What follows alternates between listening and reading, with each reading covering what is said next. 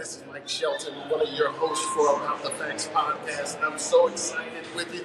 I got my co-host right here. We are so excited to be here today. And what's your name? Brittany Gray.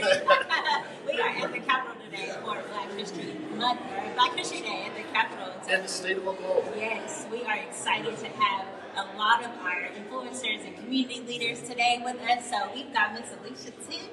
Aletia Timmons, she's a district judge in Oklahoma, but she has been a trailblazer in the state of Oklahoma. Before she ever became a judge, she was a fighter for justice. She's a fighter for people. She was a fighter in the courtroom. This is the person. Now, I don't know if you're going to go back into the law. No, I'm back.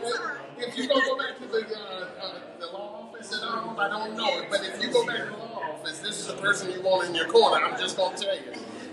But let me just tell you, we're so excited to be here as a Capitol. We're just talking to our influencers and just kind of talking about why is it important? Why is it important for blacks to be in the building? Not talking about Black history today.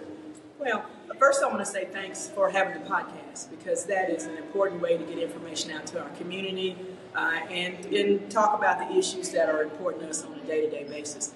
Black history is important, and for me in particular, is because the history of my ancestors gives me the ability to keep getting up, to keep fighting. When I see what they went through, what they've accomplished, then I know that more is expected of me in circumstances that were less onerous than theirs were. And so when I'm in a corner, when things are not going well, I feel the strength and the wisdom of my ancestors. And part of that is because I studied history of Oklahoma City, which is one of the greatest cities and states in Oklahoma, in the world, for the collaborative ability of people of different races to make change.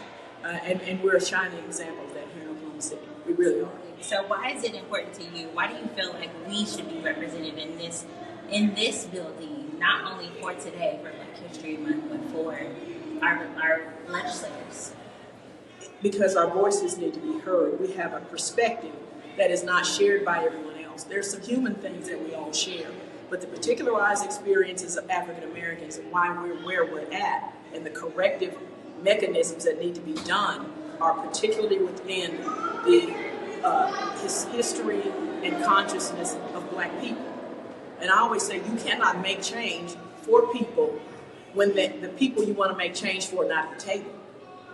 That to me makes no sense at all. And so we have a unique perspective on the issues that affect our communities. Were we not here, a lot of times that perspective would not be heard. And it was the same in the courtroom. It was the same on the bench. Is that there's a perspective we have of collective knowledge and history that essentially has to be heard in order to make things better for everyone. Now, let me just say this. I'm going to kind of throw a little wrench into this interview because I hadn't asked this to anybody, but you being a woman, Black woman lawyer, is not uncommon today, but it was kind of when you stepped in that space. Who were your mentors? Who encouraged you to say, this is where I want to be, and then I want to be a judge? The encouragement came from my family.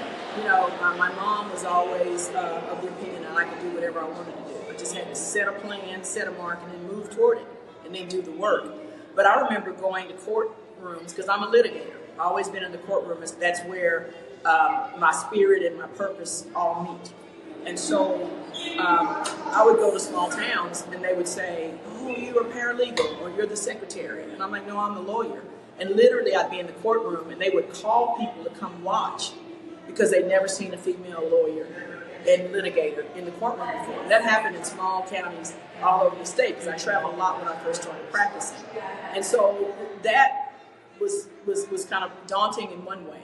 But the way I looked at it was, I have an opportunity to make an impression about what our people can do, educated and prepared, so that perceptions of our competency can be changed. So when I went in, I knew two things. I was going to be watched, and secondly, what I did was going to be told, and that I needed to make the kind of impression and prepare that would last long after I left, so that the next female lawyer, Black or white, that came in there wouldn't face those same sort of, that surprise and that look like, what are you doing in here? And so I did that, and then I became well known. across the state. Well known. Well known, Yeah. because I was the only one for a long time. And I was well known for the right reasons. Right. Most of the time. All the time. I did cut up too sometimes. I mean, okay? you got to cut certain up things I'm sometimes. not gonna put up with, right? So yeah, I've had clinches outside the courtroom with male lawyers that were older who thought I was dumb and had no business in the courtroom, and I literally just had to handle that and the case. And you won't. Yeah, I did. I know you did. I did. So, and that's preparation. Yeah. Preparation, reading, working hard, and wanting to do the best job I could for every client that I had. I felt that. So anyway. My mom used to tell me the crown is heavy. So in my background, I often was in the room, so I was the only one, young black woman. And so that crown gets heavy, but like you said, you're holding it and you're making a pathway for other individuals, other women, so that we're looked at, you know. And so the road is easier. It's easier because you're a known quantity to some extent. Yes. And that, you know, I have 4 girls at home. Mm-hmm. Yeah.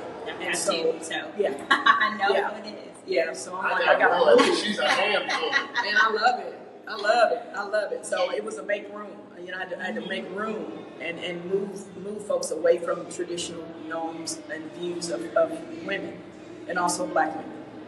Yes. Yeah. Well, thank you for welcome. spending some time with Thanks us for having me, Miss Brittany. Absolutely. I love you. I love you too. Yeah. Well, I'm Bye. Girls Girls first. Let me just say this. We appreciate you joining About the Facts podcast. I want to invite you back. I'd love to come back. To come talk about different issues. Community issues. You know, Absolutely.